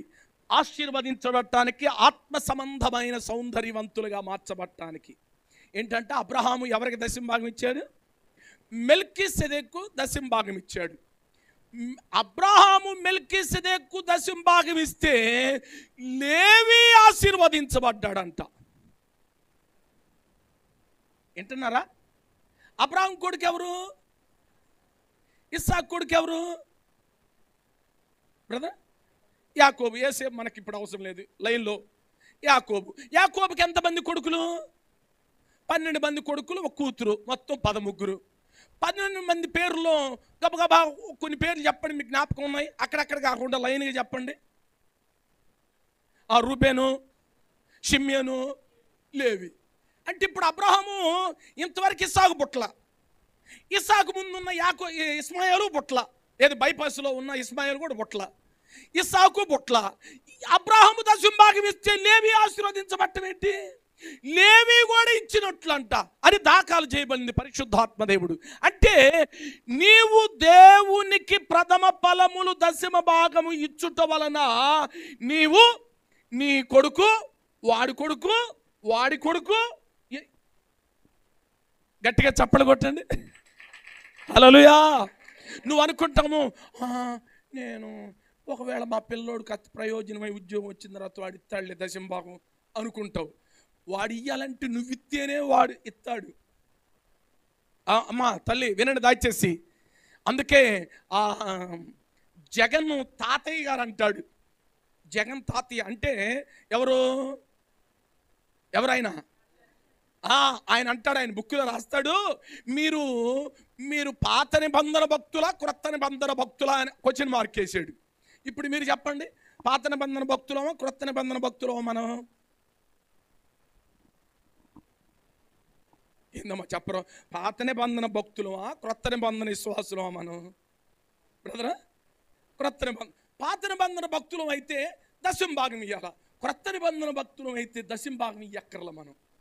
ఇదేందండి ఇప్పుడే చెప్పింది, మళ్ళీ దశమ భాగం ఇయ్యక్కర్లేదు అంటున్నావు, భలే ఉందండి నీ అని అంటారా? అవును, వాస్తవమే. యోహాను మొదటి పత్రికలోకి వెళదాం, చూడండి దయచేసి. యోహాను మొదటి పత్రిక, మూడవ పత్రిక 2వ వచనం చదవండి దయచేసి. ఇప్పుడు తమ్ముడు చెప్పాడు క్రొత్త నిబంధన భక్తులమని. ఓకే, వెరీ గుడ్, మంచిది. చదువు. 2, ప్రియుడా అంటే నాకు ఇష్టమైన వాడా, నీ ఆత్మ వర్ధిల్లుచున్న ప్రకారము నీవు అన్ని విషయములలో వర్ధిల్లుచు సౌఖ్యముగా ఉండవలనని. ఈ మాట మీకు అర్థమైందా? పాత నిబంధన భక్తులు ఏం చేయాలా? దశమ భాగం వరకే. క్రొత్త నిబంధన భక్తులు ఏం చేయాలా? ఆత్మ వర్ధిల్లుచున్న కొలది ఇవ్వాలి. 2 చేతులు దేవుని స్తుతులు చెల్లిద్దాము. గట్టిగా చెప్పాలి, గట్టిగా చెప్పాలి, గట్టిగా చెప్పాలి, గట్టిగా చెప్పాలి. ఒంటికి ఒకసారి సబ్బు పెడితే ముఖానికి 3 సార్లు సబ్బు పెడతాం. ఎందుకు? ఒళ్ళంతా శరీరం ప్యాంటు షర్టుతో కప్పబడుతుంది, ఎవరికి కనపడదు. ముఖం కత్త అందరికి కనపడాలని ఏం చేస్తాం? ఏం చెప్పండి అమ్మా, కత్తి మేము నల్లగా ఉన్నాం కాబట్టి ఎట్టో కట్ట మేము సర్దుకుపోతాం. కత్తి సామనసాయిగా ఉన్న వాళ్ళు అందరూ చెప్పండి మరి ఏం చేస్తారు? తల్లి చెల్లి ఏం చేస్తారా? చెప్పు, అబద్ధం అనుకుని చెప్పు. పొద్దున్నే ఆడవాళ్ళు కానీ ఎవరైనా సహజంగా ముఖాన్ని ఏం చేస్తారు? ఉట్టి నీళ్ళు పెట్టి కడుగుతారు, సోపు వేస్తారు, ఒకసారి మళ్ళీ కడుగుతారు, మళ్ళీ ఇంకోసారి 2-3 సార్లు కడిగితే కత్తే గ్లోబ్గా వస్తుందని అనుకుంటారు. దాని మీద ఏం చేస్తారు? మళ్ళీ శుభ్రంగా తుడుస్తారు. ఈ మధ్యలో టిష్యూ పేపర్లు వచ్చినాయి. ఆడవాళ్ళు ఏం చేస్తున్నారు? నిద్ర లేకుండా ఏం చేస్తున్నారు? జిడ్డు పోవటానికి శుభ్రంగా తుడుచుకుంటున్నారు, సోప్ పెడుతున్నారు, మళ్ళీ తుడుతున్నారు, మళ్ళీ దానికి ఏందో రాస్తున్నారు, మళ్ళీ పౌడర్ రాస్తున్నారు. ఇంకా తేజస్సుగా, ఈ తేజస్సు అగ్ని ఆరదు పురుగు దానికి సిద్ధం చేయటానికి అంతరంగములో ఉన్న సౌందర్యము ఎలా వస్తుందో తెలుసా? ఇదిగో ఇదిగో ఇక్కడ రాయబడి ఉంది. అబ్రాహాము దేవునికి దశమ భాగం ఇవ్వటం వలన అబ్రాహాము కొడుకైన ఇస్సాకు కొడుకైన యాకోబు 12 మంది కొడుకులో 3వ వాడైన లేవి దేవుడి ఆశీర్వాదములోనికి వెళ్ళిపోయాడు. అంటే నీవు దేవునికి దశమ భాగం ఇవ్వటం వల్ల నీ పిల్లలు పిల్లలు పిల్లలు పిల్లలు పిల్లలు ఆశీర్వదించబడుదురుగాక, ఆత్మీయ సౌందర్యవంతులుగా మార్చబడుదురుగాక. అంటే ఇప్పుడు సౌందర్యం ఎక్కడితో ఆగిపోతుంది? చాలామంది చెల్లి మనతో ఆగిపోతుంది. కానీ సౌందర్యం కొనసాగాలంటే నెంబర్ 1 రక్షణ వస్త్రము కలిగి ఉండాలి, 2వది ఆరాధన కలిగి ఉండాలి, 3వది ఆరాధనలో ఏముండాలి? అర్పణ ఉండాలి. అర్పణలో మొదటిది ఏంటి? ప్రథమ ఫలము. అందరు చెప్పండి, ప్రథమ ఫలము. సమయము ప్రథమ ఫలము దేవునికి. సమయాన్ని కూడా ప్రథమ ఫలమే. సమయం కూడా ఆదివారం అంటే ఎప్పుడది? వెనక ముందా? ఫస్టే కదా. అంటే ఆదివారం దేవునికి సమయాన్ని ఇవ్వాలి. అది ఎన్ని డబ్బులున్నా మనము ఏం చేయకూడదు. యేసై కొరకే మొదటి రోజు అందరూ కుటుంబ సమేతంగా త్వరగా సిద్ధపడి త్వరగా రెడీ అవ్వండి, ప్రార్థన కడదాం. ఆదివారము దేవునిది, మిగతాదే సోమ మంగళ బుధ గురు శుక్రు శనివారం అంతా కష్టపడమన్నాడు. 7వది విశ్రాంతి దినము, అది నువ్వు ఆచరించాలి పరిశుద్ధంగా. నిర్గమకాండములో రాశాడు, దాన్ని ఆశీర్వదించి పరిశుద్ధపరిచాడట. దేవునికి మహిమ కలుగును గాక. కనుక మొదటి అర్పణ ఏంటి? ప్రథమ ఫలములు. అవి చెట్టు కానీ ఇంకా ఏమైనా చాలా లిస్టు మీకు చెప్పాను కదా. దినవృత్తాంతాలు 31:5-10, అలానే సంఖ్యాకాండము 18, 12, 21, 26 అక్కడ రాయబడి ఉంది. మీరిచ్చే దశమ భాగము దేవునికి ఇస్తున్నారన్న మనస్సు కలిగి ఇవ్వండి. ఎవరైనా ఇస్తున్న వాళ్ళు ఉంటే మీరు బహు సౌందర్యవంతులుగా ఉంటారు. ఆ రాయబడి ఉన్న మాట ఏంటి తెలుసా? సేవకుడు తన కుటుంబముతో ఎక్కడైనా ఏ స్థలములైనా తినవచ్చంట. ఏంటది? దశమ భాగము కృతజ్ఞత అర్పణలు. ఏమైనా ఇచ్చిన వారు నేను దేవునికి ఇచ్చాను అనే లెక్క అడిగే హక్కు కానీ అధికారం కానీ మీకు లేదు అని వ్రాయబడింది. అక్కడ ఎక్కడైనా అరణ్యంలోనైనా ఊటిలోనైనా ఏ దేశంలోనైనా పోయి మీరిచ్చే అర్పణ అక్కడ పోయి తినొచ్చు. అది దేవుడు యాజకుడికి ఇచ్చిన జీతము. హల్లెలూయా. కారణము దాని ద్వారా దేవుని సేవకుడు మీ కొరకు మీ కుటుంబాల కొరకు ఏం చేస్తాడు? అహోరాత్రులు ప్రార్థన చేసినప్పుడు ఆ ప్రార్థన మీ అంతరంగ ఆత్మీయ జీవితాలకు సౌందర్యము పెరుగుతుంది. హల్లెలూయా. నంబర్ 1 ప్రథమ ఫలములు. అందరూ చెప్పండి. 2వది ప్రతిష్టార్పణలు. యెహెజ్కేలు గ్రంథం 44వ అధ్యాయం 30వ వచనం చదవండి దయచేసి. యెహెజ్కేలు గ్రంథం 44వ అధ్యాయం 30వ వచనము. 44, 30.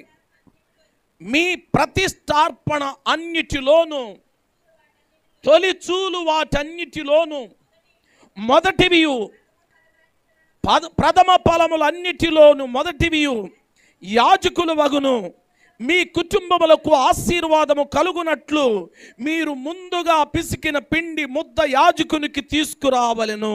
దేవునికి మహిమ కలుగునుగాక. ప్రతిష్టార్పణ చెప్పండి. 2వ చెప్పండి. ప్రతిష్టార్పణ అంటే ఆడవాళ్ళు, ఇది ఆడవాళ్ళకి ఇచ్చిన ఆశీర్వాదం. మీ కుటుంబముల ఆశీర్వాదము కలుగునట్లు మొదటగా ఏం చేయాలా? మీరు భోజనం వండుతున్నారు పొద్దున్నే, దాన్ని ఏం చేయాలా? మొదటి పిడికెడు ఏం చేయాలా? పిడికెడు తీసి ప్రక్కన పెట్టి ఆదివారం వచ్చేటప్పుడు తీసుకురావాలి. యథార్థమైన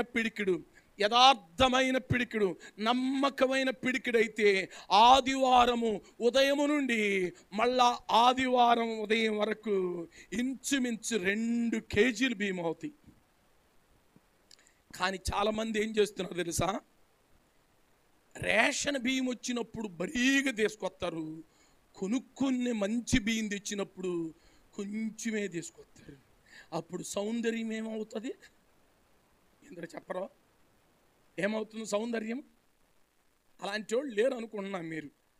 అన్ని కాలాల్లో అన్ని సమయాల్లో ఒకటిగానే యేసయ్య మిమ్మల్ని ఉంచి ఉన్నందుకు స్తోత్రం చెప్పండి. హల్లెలూయా. కొన్ని స్థలాల్లో రేషన్ బియ్యం వస్తే తెగదెత్తారండి. రేషన్ బియ్యం అయిపోయిన దాకా ముంచుకొస్తారు. మళ్ళీ కుప్పిడి బియ్యం తీయటం కాదు, ముంచుకొస్తారు. దేనిలో ముంచుకొస్తారు? రేషన్ బియ్యం దేనిలో ముంచుకొస్తారు? గోతంలో ముంచుకొస్తారా? తొందరగా అయిపోవాలి. అయ్యగారు అనుకుంటాడు అబ్బో చాలా వచ్చిన బియ్యం అనుకుంటాడు. కానీ గ్యాస్ ట్రబుల్ లాంటి వాళ్ళు అవి వండుకోలేక చావాలి కదా. కానీ మీరు మంచి బియ్యం తిని మీ కొరకు కన్నీటితో ప్రార్థన చేసి వాక్యం అందించి దేవుని ఎదుటి మీరు సౌందర్యవంతులుగా నిలబెట్టే సేవకుడికి రేషన్ బియ్యం తీసుకొస్తారా? మీరేమో బీపీటీలు, BP4లు, 74లు, స్వర్ణ మసూరా, లేకపోతే ఇంకేంటంటే జీలకర్ర మసూర అంట, రకరకాల మసూరాలు తింటున్నారు. సేవకుడికి ఏం చేస్తున్నారు? ఎలా సౌందర్యవంతులుగా మార్చబడతాము. నా ప్రియ తల్లి, చెల్లి తల్లి, ఒక్క నిమిషం ఆలోచించి. ప్రథమ ఫలములు గుప్పిడి బియ్యం ఏమన్నాడు? అది ఏమైనా కానీ ప్రతి ఉదయం సాయంకాలం వండుకునే సమయంలో ఏం చేయాలి? తల్లిగారు, నమ్మకమైన తల్లి, చెయ్యి గుప్పిడి కనుక తీస్తే కరెక్ట్గా వారానికి 2 కేజీలు బియ్యం అవుతాయి సమృద్ధిగా. హల్లెలూయా. మన కుటుంబములు ఎప్పుడు ఎన్నడూ ఆశీర్వాదం లేకుండా ఉండదు. హల్లెలూయా. అందుకే చాలా స్పష్టంగా చెప్పాడు. మళ్ళా చదువు ఆ మాటని. మీ కుటుంబములకు ఆశీర్వాదము కలుగునట్లు మీరు ముందుగా యాజకునికి తీసుకురావాలి. అలా ఇక్కడ కూర్చున్న వాళ్ళు మేము ప్రతి వారం అలా చేస్తున్నాం అన్న వాళ్ళు చేయొద్దండి. 1 2 అయ్యి బాబు ఇందమ్మా. అందుకే మనం యేసయ్య దగ్గర సౌందర్యవంతులుగా లేము. కుప్పిడి బియ్యం అండి, వాక్యం అది. ఈ రాజు నీ సౌందర్యమును కోరుకున్నవాడు. ఎలా కోరుకుంటాడు సౌందర్యాన్ని? మేము గుప్పిడి బియ్యం కాదండి, డైరెక్ట్గా నెలకొకసారో లేకపోతే 2 నెలలకొకసారో 25 కేజీలు తెచ్చి ఆడ పడేస్తామండి అంటే మీరు ఆశీర్వదించబడరు. అలా ఆశీర్వదించబడరు. గుప్పిడి బియ్యం ఇక్కడ చూడండి. మీ కుటుంబములకు ఆశీర్వాదము కలుగునట్లు మీరు ముందుగా, అది కూడా ఎప్పుడు? శుభ్రంగా చెరిగి పాత్రలు పోసి ప్రార్థన చేసి ప్రార్థన పూర్వకంగా గుప్పిడి తీసి ఒక డబ్బాలు పోసి దాన్ని ఆశీర్వదిస్తాడు. ఈ రోజు నుండి అలా మీరు చేయుదురుగాక. అలా చేస్తే ఖచ్చితంగా బహు సౌందర్యవంతులుగా ఉందురుగాక. ఆమేన్.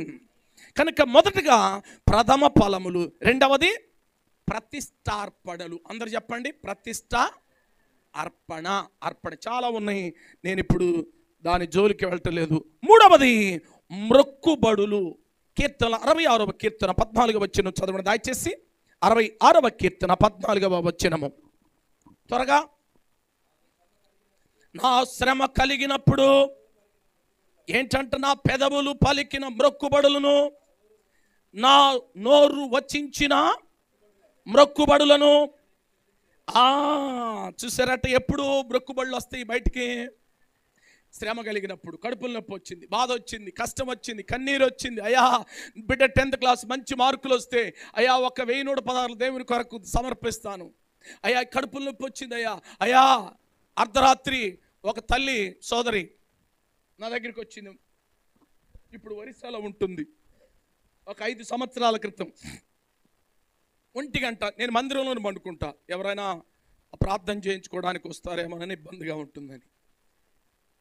తలుపు తట్టింది, గేట్ తలుపు తట్టింది. సరే లేచి ఏంటమ్మంటే, అయ్యగారు పిల్లవాడు మెలికిలు తిరిగిపోతున్నాడు, తొందరగా అంది. సముద్రానికి ఇలా, అలా సముద్రం ఉంటే ఇలా ఉంటుంది ఇల్లు, ఆమె ఇల్లు. సరే గబగబా బట్టలు వేసుకొని బైబిల్ తీసుకొని బయలుదేరి వెళ్ళి ప్రార్థన చేసి వచ్చిన తర్వాత ఎక్కువైంది. ఇంకా ప్రార్థన చేస్తే ఎక్కువ అవటం ఏంది? నా ప్రార్థనలో శక్తి లేదా? ఈ ప్రార్థనలో ఈ అయ్యగారులో శక్తి లేదు కాబట్టి చీరాల్లో పెద్ద అయ్యగారు ఉన్నాడని అక్కడికి పరిగెత్తావా? ప్రార్థన ఎవరు చేసినా ప్రార్థనే. మన అవిధేయత ఏందో తర్వాత 5 వారాల తర్వాత ఎక్కుళ్ళు పెట్టి ఏడుస్తుంది. ఏంటి కథ కార్యక్రమం అంటే ఆ సాక్షిలో చెబుతుంది. ఏమని? అయ్యగారికి అమ్మగారికి వందనాలు ముసుకేసుకుని కంప్లీట్గా ఏడుతుంది. మరి అర్ధరాత్రి 1:20 అయ్యగారిని తీసుకుని వెళ్ళాను. తీసుకెళ్ళేటప్పుడు అనుకుందంట, అయ్యగారు నా బిడ్డకు వచ్చి ప్రార్థన చేసిన వెంటనే ఒక 500 కానుకిచ్చుకుంటాను అనుకుందంట. ఏమనుకుందామా?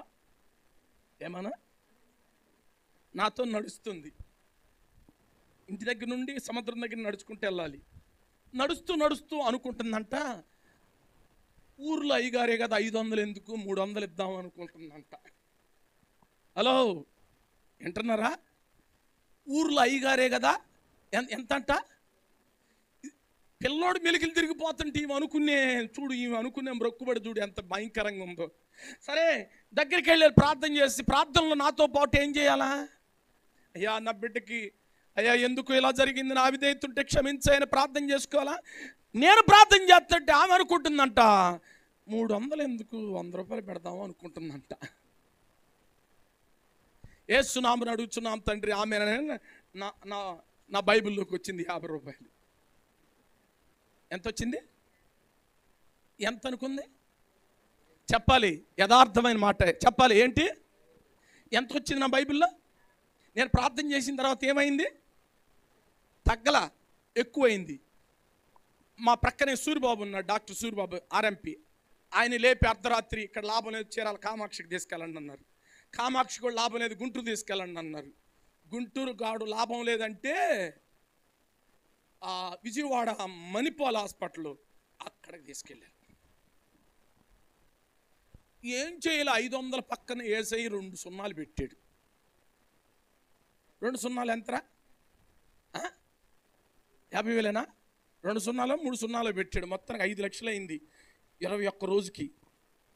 టైఫాయిడ్, మలేరియా, చికెన్ గునియా, మటన్ గునియా, కూరగాయల గునియా అన్నీ యాడ్ అయినాయి. లోపల లివర్ పసికిర్లు ఎక్కువైనాయి. అప్పుడు ఒప్పుకొని 5,116 ఇచ్చింది. ఇప్పుడు వాడు బీటెక్ ఫైనల్ ఇయర్ చదువుతున్నాడు, ఒరిస్సాలో ఉన్నాడు వాడు. దేవునికి మహిమ కలుగును గాక. ఎప్పుడు ఒప్పుకుంది? ఎప్పుడు ఒప్పుకుంది? చెప్పండి అమ్మా, ఎప్పుడు ఒప్పుకుంది? నష్టం కలిగిన తర్వాత. కానీ నష్టం కలక్కముని, అందుకే ఇర్మియా గ్రంథంలో అన్నాడు, నీ బాల్య దినములో నీతో నేను మాట్లాడుతుని, నీ బాల్యము నుండి వినకపోవుట నీకు వాడుకైపోయింది. ఎందుకు? చాలా మంది బ్రొక్కుబడలు ఇలానే ఉంటున్నాయి. రక్షణ వస్త్రం కలిగి ఉన్నారు, దేవుని మందిరంలో ఆరాధన చేస్తున్నారు, కానీ సమర్పణ లేదు, అర్పణ లేదు. ఏ అర్పణ? ప్రథమ ఫలము, రెండవది ప్రతిష్టార్పణ, మూడవది మ్రొక్కుబడులు. ఏంటి? మళ్ళా చదువు ఆ మాటని, 66:14 మళ్ళీ చదువు తమ్ముడు. నాకు శ్రమ కలిగినప్పుడు, ఎందు నిమిత్తం వచ్చినా, ఏ పరిస్థితులు బట్టి వచ్చినా, ప్రభువా నువ్వు అనుకున్న మ్రొక్కుబడి, అది ఏదైనా కానీ అదిగో యెఫ్తా మ్రొక్కుబడి చేసుకున్నాడు.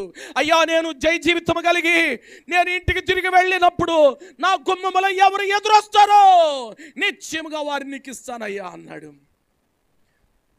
జయ ఉత్సాహములతో గుర్రం వేసుకుని ఇంటికి వెళ్ళి లేకే ఒక్క కూతురు తంబుర చేత పట్టుకొని నాట్యమాడుతూ నాన్నకి వెల్కమ్ చెప్పింది. అమ్మా నా కుమార్తె అని తల పట్టుకున్నాడు. ఏంటి నాన్నగారు? అమ్మా ఇలా బలిస్తానని చెప్పాను. నిశ్చయముగా అలా జరిగించుము. పుట్టబోరు ఇంకా ఎవరు లేరు, ఒక్క కూతురు. దేవునికి మ్రొక్కుబడి అనుకున్నది యెఫ్తా చెల్లించాడు. దేవునికి మహిమ కలుగును గాక. నీ జీవితంలో బిడ్డ కన్నా ఎక్కువైంది, లేకపోతే నీ ప్రాణము కన్నా ఎక్కువైనా ఏదైనా కానీ నా యేసయ్య సన్నిధిలో నువ్వు అనుకున్న మ్రొక్కుబడి నిశ్చయముగా యేసు క్రీస్తు నామములో చెల్లించుదువుగాక. నీ సౌందర్యవంతంగా ప్రభు దృష్టికి ఉందువుగాక. ఒకసారి అందరికి అబక్కని లేచి కూర్చోండి. 1 2 3 4 5 లేగవలా కదా, చాలా రోజులైంది అట్టుకుంది పాపం పోటీ పెట్టి. దేవునికి మహిమ కలుగును గాక. 2 చేతులు దేవుని స్తుతులు చెల్లిద్దాము. బిగ్గరగా 2 చేతులు అల్లో చెప్పండి, ఒకేసారి చెప్పండి, బిగ్గరగా చెప్పండి, గట్టిగా చప్పట్లు కొట్టి దేవుని భయపడదాం. Okay, god bless you. ఇప్పుడు 2 అనేది కూర్చోండి. 1 2 వెరీ గుడ్. సేవకుని మాట వింటే సౌందర్యం స్టార్ట్ అవుతుంది. నెంబర్ 1, రక్షణ వస్త్రము కలిగి ఉంటే సౌందర్యవంతులం అవుతాం. రెండవది ఆరాధన వలన సౌందర్యవంతులు. మూడవది, ఆరాధనలో ఏముండాలి? అర్పణ ఉండాలి. మొదట అర్పణ ఏంటి? ప్రథమ ఫలములు, దశమ భాగములైన, కూరగాయలైనా, కోళ్ళైనా, కుక్కలైనా, మేకలైనా, ఏమైనా సరే దేవునికి ప్రథమ ఫలము, తొలిచూలు పుట్టినవి, తొలిచూలు పుట్టినవి దేవునికి అర్పణ. మా దగ్గర అనేక మంది పిల్లలు మొదటగా పుట్టిన బిడ్డను తెచ్చేసుకుంటారు దేవుని మందిరంలో. ఒక 5,000, 10,000, 15,000 కానుకేసుకొని దేవుని దగ్గర నుండి ప్రార్థన చేయించుకుని తీసుకుని వెళ్ళిపోతారు అన్నమాట. అంటే దేవునికి మొక్కుబడి చేసుకుని దేవుని దగ్గర నుండి తీసుకుని వెళ్ళటం అంటారు దాన్ని. ప్రథమ ఫలము మొక్కుబడులు. రెండవది ప్రతిష్టార్పణలు. ఒకటి. రెండవది మొక్కుబడులు. మూడవది మొక్కుబడులు. ఒకటి ప్రథమ ఫలము, రెండవది ప్రతిష్టార్పణలు, మూడవది మొక్కుబడులు. నువ్వు ఏదైనా వచించు, ఏదైనా. చాలామంది అర్ధరాత్రి కడుపులో పోస్తే సయానికి స్తోత్రం అయ్యా, ఈ నొప్పి కనుక తగ్గితే పొద్దున్నే ఆదివారం 1000 రూపాయలు కానుకేసుకుంటాను, ఏ సయానికి స్తోత్రం అంటారు. దేవుడు కన్నీటి ప్రార్థన వినేవాడు కాబట్టి అంటనే రాత్రే దేవుడు తగ్గిస్తాడు. ఆదివారం పొద్దున్న వచ్చి మీ అందరికి వందనాలు, అమ్మగారికి అయ్యగారికి వందనాలు, రాత్రి కడుపులను అర్ధరాత్రి గిజగిజలాడి ప్రార్థన చేసుకుంటూ దేవుడు స్వస్థపరిచాడు. నేను ఇంత అని చెప్పరప్పుడు, ఇంత అని చెప్పకుండా కానుకేసుకుందాం అనుకున్నాను అనేస్తారు. కానీ రాత్రి ఎంత అని చెప్పారు దేవుడికి, కానీ దాన్ని లేసేది 200, 150, 300 వేస్తారు సైలెంట్గా. సాయంత్రం వచ్చే శ్రమలు మళ్ళీ మొదలైనప్పుడు అయ్యో నేనెంత ఇట్టి పరిస్థితి, నేను నా నోటి ద్వారా నేను ఇట్లా అనుకుంటేనే అయ్యో అని అప్పుడు మళ్ళీ బాధ. అంత బాధ నీకెందుకు? అనుకున్నది అనుకున్నట్టే యేసు నామములో. హల్లెలూయా. కనుక తల్లి, చెల్లి, తమ్ముడు, ఇప్పుడు 10th క్లాసు, ఇంటర్ వాళ్ళు, ఈ డిగ్రీలో వాళ్ళు అంతా చక్కగా అనుకుంటారు కదా, ముందు మంచి ర్యాంక్ వస్తే దేవునికి కానుకేసుకుంటాను. ఓకే, వెరీ గుడ్, చాలా మంచిది. అనుకున్నది అనుకున్నట్టు చెయ్యి దేవుని కొరకై. అలా మొక్కుబళ్ళు ఎన్నో ఉన్నాయి. మంచిది. 4వది స్వేచ్ఛార్పణలు. అందరు చెప్పండి ఏంటి? అందరు చెప్పండి. దానిలోనే ఉంది, ఆ పదంలోనే ఉంది అర్థం. స్వేచ్ఛార్పణలు. 21 రోజుల నుండి ఉపవాస ప్రార్థన జరుగుతుంది. సేవకులు మీరు ఆత్మీయ సౌందర్యవంతులుగా తీర్చబడాలని తన్ను తాను తగ్గించుకొని, సేవకుడు చెప్పగలిగిన సత్తా, దమ్ము, ధైర్యం ఉన్నప్పటికీ ఏ సేవకుడి నుంచి ఏ విధమైన సౌందర్య వచనాలు నా సంఘానికి వస్తాయేమోనని ఆలోచన కలిగి సేవకుడు ఒక్కొక్క రోజు ఒక్కొక్క సేవకుడిని తీసుకొస్తున్నాడు. చూసావా? వాళ్ళకి కొరకు అయ్యగారు ఇదిగో ఈ కానుకుంచండి అయ్యగారు, ఇది ఉంచండి అయ్యగారు, ఈరోజు వచ్చిన సేవకుడు కానుక పెట్టండి అయ్యగారు. దీన్ని ఏమంటారు? స్వేచ్ఛార్పణలు. ఇది అడిగేది కాదు, నీ ఇష్టం అన్నమాట, నీలో కలగాలి అది. 21 రోజు ప్రార్థన. రేపు లాస్ట్ రోజు ఆ మంచి మటన్ బిర్యానీ అని చెప్పాడు అయ్యగారు. అయ్యా వాక్యం చెప్పను కానీ వచ్చి భోజనం చేస్తా, మటన్ బిర్యానీ. మరి దానికి కావలసిన ఇస్త్రాకులు, దానికి కావలసిన పలానా వాటరు, పలానా బియ్యం, పలానా కూరగాయలు, పలానా మసాలు. అయ్యగారు ఇవి ఉంచండి అయ్యగారు, ఇది ఉంచండి, మందిరం కొరకు ఇది ఉంచండి. అరే ఆ ప్యాన్ సరిగ్గా తిరగట్లేదు అట్టుకుంది అయ్యగారు, కొంచెం అది ఏమైందో చూపించి కాస్త బాగు చేయండి అయ్యగారు. అయ్యగారు ఆ డ్రమ్ ఎందుకు పగిలిపోయినట్లుంది ఆ ప్రక్కన. డ్రమ్ము ఒక పక్క మూత కనీసం 500 రూపాయలు, రానుబాను ఛార్జీలు. తెనాలి వెళ్తే ఎంత? అయ్యగారు ఈ 1000 రూపాయలు ఇచ్చి ఆ మూత ఇంకేదన్నా ఉపయోగించు. దీన్ని ఏమంటారు చెప్పాలి తల్లి? ఏమంటారు? స్వేచ్ఛ. నీ ఇష్టపూర్వకంగా ఇచ్చినా బహుగా సౌందర్యం వస్తుంది, ఈగపోయినా ఆశీర్వదించబడతావు. కానీ అర్పణలో 4వది స్వేచ్ఛార్పణలు. దశమ భాగం వేరు, 2వది ప్రతిష్టార్పణలు వేరు, 3వది మొక్కుబడులు వేరు, 4వది స్వేచ్ఛార్పణలు. సభల కొరకు, ఏదన్నా ప్రత్యేకమైన వాటి కొరకై ఏదన్నా సభలు, కార్యక్రమాలు ఏమైనా జరుగుతున్నప్పుడు నీకు తోచింది, బలవంతం లేదు, దానికి బలవంతం లేదు, నీకు హృదయపూర్వకంగా అంకులు ఇదిగో ఈ ఉంచు అంకులు, చిన్నపిల్లలు అయ్యగారు ఇవి ఉంచండి, ఏదన్నా దేవుని పని కొరకు ఉపయోగించండి. స్వేచ్ఛార్పణలు. అలా ఉన్నప్పుడు సంఘం ఎంత సౌందర్యంగా ఉంటుంది. హల్లెలూయా, హల్లెలూయా. కొంతమంది ప్రథమ ఫలములు అంటే దశంభాగాలు తీరు. రెండవది ప్రతిష్టార్పణలు, ప్రతిష్ట చేసుకున్న అర్పణలు అయ్యి, అంటే గుప్పిడి బియ్యం అంటే కొన్ని ప్రతిష్టలు ఉంటాయి. నేను దాని లోతులకు వెళ్ళాల, అయ్యగారు గంట ఇచ్చాడు కాబట్టి నేను క్లోజ్ చేయబోతున్నా. ప్రతిష్ట చేసుకున్నవన్నీ అంటే ఆదివారం దేవుని కొరకు ప్రతిష్ట, ఆదివారం దేవునికి ఇవ్వాలి. శనివారం ప్రతిష్ట, నియమించబడిన ప్రార్థన రోజులు ప్రతిష్ట.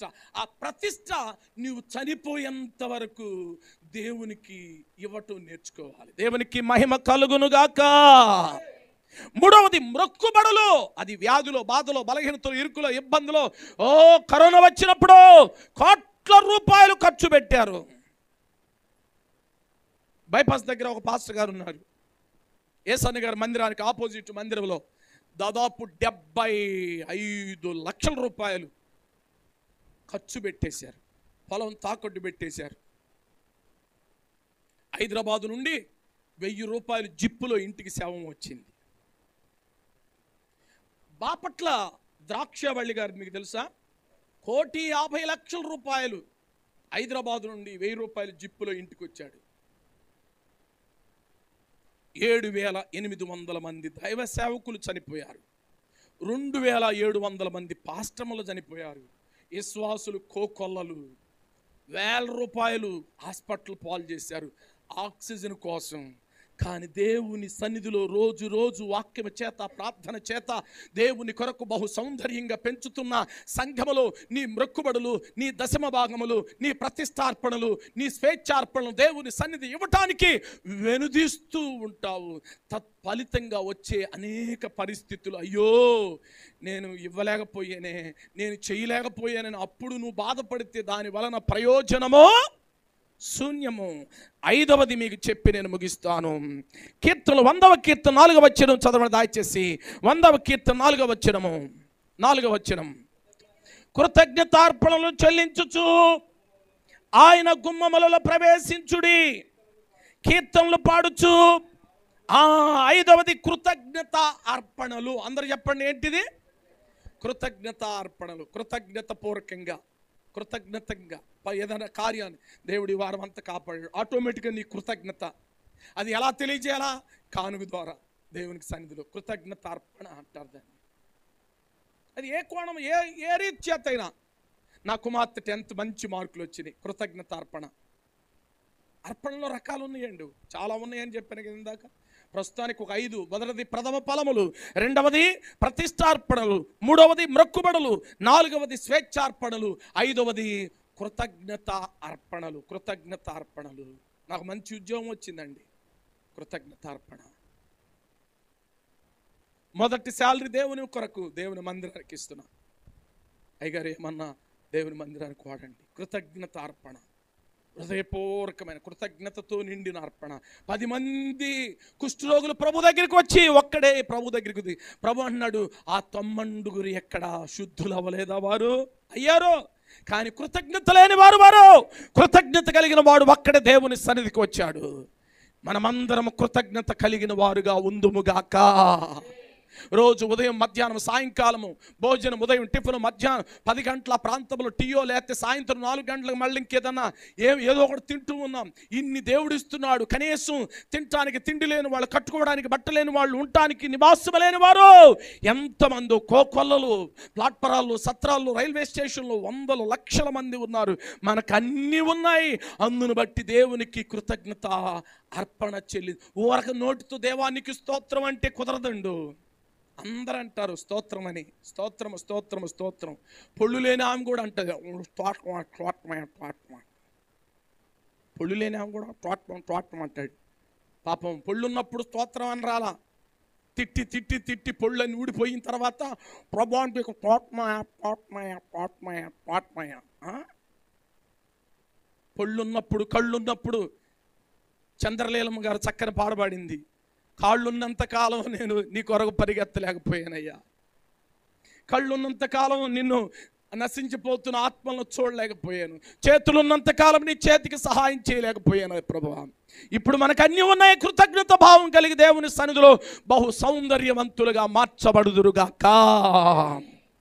చివరి మాట చెప్పి నేను క్లోజ్ చేస్తాను. యెహెజ్కేలు గ్రంథము 16వ అధ్యాయము 14వ వచనము చదువుకుందాం.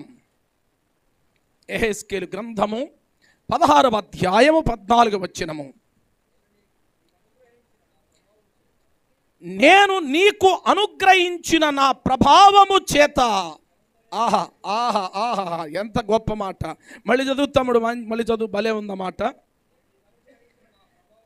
నేను నీకు అనుగ్రహించిన నా ప్రభావము చేత నీ సౌందర్యము పరిపూర్ణమైందంట. గట్టిగా చప్పలు కొట్టి దేవుని మహిమ పరుదాము. ఏమైందంట? సౌందర్యము పరిపూర్ణం. ఎప్పుడు? ఆయన ప్రభావము చేత, ఆయన ఆత్మ చేత. పరిశుద్ధాత్మ అభిషేకం మనమేనికి రావాలి. అప్పుడే మనము ఏమవుతాము? బహు సౌందర్యవంతులం అవుతాం. ప్రభావము చేత. అక్కడ చాలా మంచి మాట రాశాడు. నేను నీకు అనుగ్రహించిన నా ప్రభావము చేత, నా ఆత్మ చేత నింపబడినప్పుడు. అపోస్తుల కార్యము 2వ అధ్యాయం 3వ వచనములో మనం చూడగలం. ఆదిమ సంగమం ఆ పెంతెకొస్తు పండుగ దినమున ఆకాశము నుండి అగ్ని దిగి వచ్చి ఒక్కొక్కరి మీద రాలినప్పుడు వారు వాక్శక్తిని పొందుకున్నారు. నోటి ద్వారా సౌందర్యవంతులుగా మార్చబడ్డారు, శక్తితో నింపబడ్డారు, ఆత్మ పూర్ణులయ్యారు. ఏ ఆత్మ? దేవుని ఆత్మ చేత నడిపించబడిన వారుగా ఉన్నారు. దేవుని ప్రభావము చేత 12 సంవత్సరాల నుండి రక్తస్రావం కలిగిన స్త్రీ అదిగో పరుగెత్తుకుంటూ బోర్ల పడుతూ బొందరాడుతూ దేవుని దగ్గరికి వచ్చింది. ఏమని? యేసు పై వస్త్రపు చెంగు మాత్రం ముడితే బాగుపడుతున్న తనలో తాను అనుకొని వచ్చి యేసయ్య చెంగు వెనకాలుగా ముట్టుకుంది. ప్రభు అన్నాడు, నన్ను ఎవరు ముట్టింది అన్నాడు. అక్కడున్న పేతురు మిగతా వాళ్ళ, ప్రభువా ఇంత జనసమూహం మీద పడుతుంటే నన్ను ఎవరు ముట్టామంటున్నారు ఏందయ్యా అంటే, కాదు నాలో నుండి ప్రభావం వెళ్ళింది అన్నాడు. గట్టిగా చప్పలు కూడా దేవుని మహిమ పరుదాం. నాలో నుండి ప్రభావం ఆమెలోనికి వెళ్ళింది. ఎవరో గజగజగలాడుతా లేచి పైకి వచ్చింది. కుమారి ధైర్యముగా ఉండు, నీ విశ్వాసము నిన్ను స్వస్థపరిచింది, ధైర్యము గల దానివై వెళ్ళు. దేవుని ప్రభావముతో ఈ 21 రోజుతో నువ్వు దేవుని ప్రభావముతో ఆత్మతో నింపబడి దేనిలో పరిపూర్ణం అవ్వాలంట? సౌందర్యములో పరిపూర్ణత కలిగి ప్రభు ఎదుట నిలబడినప్పుడు మా సేవకులకి ఎంత ఆనందమో తెలుసా? మీరు ఇచ్చిన మొక్కుబళ్ళు కన్నా, కృతజ్ఞత అర్పణ కన్నా, ₹1 కోటి తెచ్చి మా ముందు పెట్టిన ఆ రోజు మాకు వచ్చే ఆనందం కాదు. ఏది? మిమ్మల్ని అందరిని సౌందర్యవంతులకు చేసి ఏది? యేసయ్య ఎదుటి నిలబడి, అయ్యా ఇదిగో వీళ్ళని సౌందర్యవంతులలో పరిపూర్ణత చేసి నీ ఎదుటి తీసుకొచ్చామని యేసు సన్నిధిలో నిలబెట్టినప్పుడు మాకిచ్చే బహుమానము, మాకిచ్చే జీవ కిరీటము, మాకిచ్చే మహిమ కిరీటము, మాకిచ్చే ఓడబారన కిరీటము, ఆ దినము గొప్ప ఆనందము, అతిశయ కిరీటముతో అతిశయించబడతాం. అందుకే ఈ కేకలు, అందుకే ఈ బాధ, అందుకే ఈ వేదన, అందుకే 2-3 నా నామమును కూడి వారి మధ్య నేను. అలా కాకుండా 50 మంది పైనే ఉంటానని వాక్యం రాస్తే అయ్యగారు 21 రోజు ఉపవాస ప్రార్థన పెట్టేవాడే కాదు. 1, 2, ముగ్గురు. నంబర్ 1, రక్షణ వస్త్రముతో ప్రారంభమై ఏంటి? సౌందర్యము. చెప్పండి. రక్షణ వస్త్రముతో ప్రారంభమై ఆరాధనలో స్థిరపడి ప్రభావము చేత సౌందర్యం పరిపూర్ణమైంది. మళ్ళీ చెప్పండి. రక్షణ వస్త్రముతో ఏమై? ప్రారంభమై. అంటే రక్షణతో ఏమైంది మన సౌందర్యము? ప్రారంభమై ఇప్పుడు ఆరాధనతో స్థిరపరచబడి, ఇంకా ప్రభావముతో సౌందర్యం ఏమైంది? పరిపూర్ణమైంది. ఆ పరిపూర్ణులుగా ప్రభు ఎదుట నిలబడాలనే ఆశ, ఆకాంక్ష. అయితే ఇంకా రక్షణ వస్త్రము లేకుండా ఉన్న ప్రియ తల్లి, చెల్లి, తమ్ముడు, ఇదే మిక్కిలి అనుకూలమైన సమయం. రక్షణ మారు మనసు పొంది బాప్తీసం తీసుకుని సంఘములో చేర్చబడు. నంబర్ 1. రెండవది, రక్షించబడిన నీవు ఊరకనే ఉండకూడదు, ఆరాధించాలి, దేవుణ్ణి స్తుతించాలి, దేవుణ్ణి ఆరాధించాలి. వారు పాటల ద్వారా దేవుణ్ణి స్తుతించారు. ఎరికో గోడలు కూలిపోయినాయి. అదుగో దేవుని సన్నిధిలో దినవృత్తాంతాల గ్రంథములో మనం చూడగలిగితే అక్కడ రాజు చుట్టుపక్కల శత్రువు వచ్చారు ఆ రాజ్యం వెనక్కి. కానీ దేవుణ్ణి ఆరాధించినప్పుడు, దేవుణ్ణి స్తుతించినప్పుడు శత్రువులు వారంతటికి వాళ్ళే పొడుచుకొని చచ్చేటట్లుగా దేవుడు చేశాడు. అంటే స్తుతిలో, ఆరాధనలో అంత శక్తి ఉంది కనుక ఉట్టి ఆరాధనలో శక్తి ఉండదు. ఆరాధనలు ఏముండాలి? అర్పణ ఉండాలి. ఆరాధనలు ఏముండాలి చెల్లి? చెప్పాలి. ఆరాధనలు ఏముండాలి? 5 విషయాలు చెప్పా ఆరాధన అర్పణలు. మొదటిది ఏంటి? ప్రథమ ఫలములు దేవునికి ఇవ్వటం నేర్చుకోవాలి. రెండవది ప్రతిష్టార్పణలు. మూడవది మ్రొక్కుబడులు. నాలుగవది స్వేచ్ఛార్పణలు. ఐదవది కృతజ్ఞత అర్పణలతో ఆరాధన సంపూర్ణమవుతుంది. ఆరాధన సంపూర్ణమైనప్పుడు దేవుని ప్రభావం నీ మీదకి వచ్చేస్తుంది. ఆత్మతో నింపబడతావు, పరిశుద్ధాత్మతో నింపబడతావు, భాషలు మాట్లాడతావు, భాషలకు అర్థం చెప్తావు, దేవునిలో తన్మత్మైపోయి ప్రభు రాజ్యం కొరకు, ప్రభు స్వరం కొరకు, ప్రభు రాకడ కొరకు నిన్ను నీవు సిద్ధం చేసుకొని రెడీగా ఉంటావు. ఆర్భాటముతోను, ప్రధాన దూత శబ్దముతోను, దేవుని బోరుతోను, రాజులకు రాజు, ప్రభులకు ప్రభు వచ్చినప్పుడు ఈ సౌందర్యాన్ని కోరుకొని తీసుకొని వెళ్ళి 7 ఏండ్ల విందు, 1000 ఏండ్ల పరిపాలన, శాశ్వతమైన నిత్య రాజ్యములో, ఆ రాజ్యం ఆకలి దప్పులు లేని రాజ్యము. ఆ రాజ్యము బంగారు వీధులు, షరూబులు, కోట్ల కొలది దేవదూతులు, 24 పెద్దలు, 4 జీవులు, కోటి సూర్య ప్రభాకాంతి కలిగిన తేజోమయుడైన యేసయ్య ప్రక్కన నీవు ప్రభావము, ఆత్మ చేత నీ సౌందర్యం పరిపూర్ణమైన వాళ్ళందరినీ ఎక్కడ కూర్చోబెట్టుకుంటాడు? తన కుడి ప్రక్కన కూర్చోబెట్టుకొని ఒకరోజు కాదు, ఒక నెల కాదు, ఒక సంవత్సరం కాదు, సదాకాలము ఆయనతో ఆ రాజ్యములో ఉంటావు. అలాంటి ప్రభావముతో సౌందర్యవంతుడుగా, సౌందర్యవంతురాలుగా వాక్యము ద్వారా నీవు పరిపూర్ణ దశలోనికి రావాలని ప్రభువుని కోరుకొని వేడుకొని ఈ మధ్యాహ్నం ప్రభు సన్నిధిలో మనల్ని మనం సిద్ధం చేసుకుందాం. రక్షణ లేకపోతే రక్షణ వస్త్రం కొరకు ప్రార్థన చేయి. రక్షించబడిన వ్యక్తివైతే దేవుణ్ణి హృదయపూర్వకంగా ఆరాధన చేయి. ఉట్టి ఆరాధనే కాదు, ఆరాధనలో అర్పణ ఉండేటట్లుగా చూసుకో. అర్పణలో చాలా రకాలైన అర్పణలు ఉన్నాయి. దేవునికి దశమ భాగం, ప్రథమ ఫలములు ఇచ్చే వ్యక్తిగా ఉండాలి, ప్రతిష్టార్పణలు ఇచ్చే వ్యక్తిగా ఉండాలి, మ్రొక్కుబడులు ఇచ్చే వ్యక్తిగా ఉండాలి, స్వేచ్ఛార్పణలు ఇచ్చే వ్యక్తిగా ఉండాలి, ఇంకా కృతజ్ఞత అర్పణలు ఇచ్చే వ్యక్తిగా ఉంటే అప్పుడు దేవుడు నిన్ను మెచ్చి ఆయన ప్రభావము నీ మీదకి పంపించి నీ సౌందర్యాన్ని ఏం చేస్తాడు? పరిపూర్ణం చేస్తాడు. తలలు వంచుదాం, ప్రార్థన చేసుకుందాం. తల్లి, చెల్లి, అమ్మ, ఒక్క నిమిషం